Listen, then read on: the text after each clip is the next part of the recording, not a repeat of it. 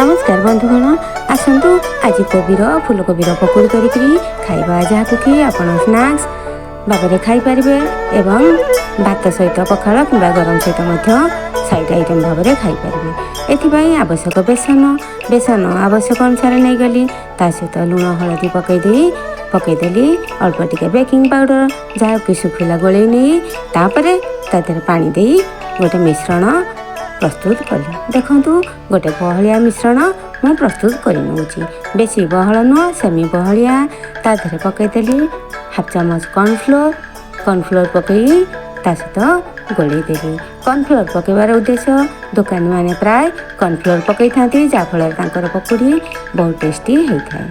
ता सहित पकईदेली टिके कलौजी बा कला जीरा बेसन जिनस आप कला जीरा पकातु टेस्ट बहुत बढ़िया लगे।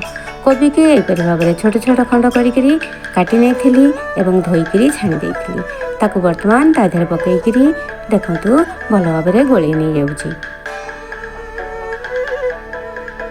एपरी भाव में आपण फूलकोबीर पकोड़ी घरे प्रस्तुत करतु जेपरी रास्ता कड़े खाइला भाया आपण को निश्चय स्वाद पाइबे जेपरी आपण स्ट्रीट फूड खाई। बर्तमान किसी नहीं गली करी पत्ता जोटा कि भृषंग पत्र ताकू गोटा न पकई ताकू छुरी साहाय्य कि कंची साहाय्य काटिकी पकईदेवे एवं किसी पियाज जदि आप पियाज खाऊे कि पियाज एथारे मिसईदेवे। बस सब गुड़िक भल भाव में मु गोले नहीं गली।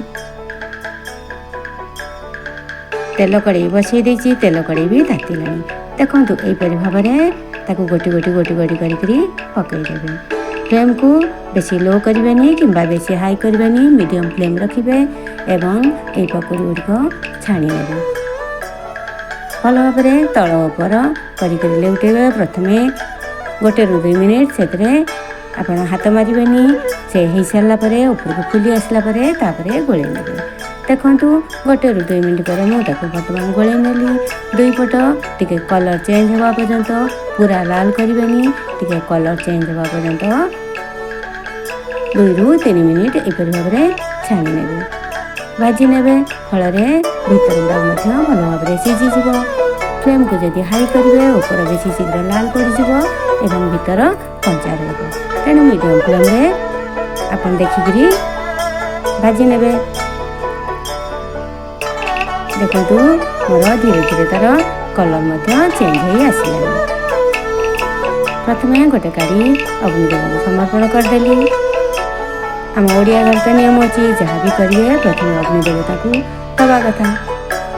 देखो बर्तमान एगुड़िक हो आसला कलर चेंज हो गला तेणु मुझे छाणी दूसरी। एपरी भाव में गरम थी अवस्था टिके गाड़ी नहीं जाए जहाँफल कि आप तेल बेसी रही एवं गरम अवस्था एपरी कड़े ने तेल गुड़िक निकली जाए जोटा कि हाथ को बेसी तेल लगे ना।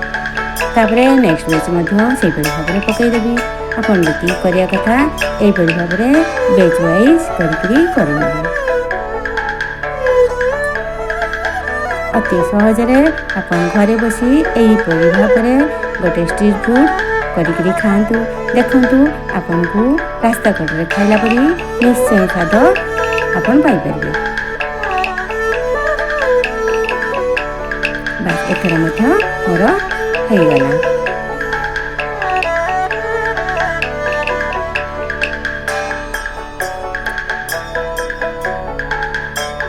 एथर तार टेस्ट बढ़ियापी मुझे पकईदेवी 2टा लंका जोटा कि कंचा लंका हो कि शुखला लंका हो आपन को जो लंका पसंद थी बर्तमान ये तेल कड़े गैस टाक लिभे से गरम तेल टिके भाजी नेबे एवं पकोड़ी सहित खाइले खूब टेस्टी लगे।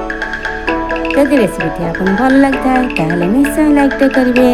Thank you for watching the video.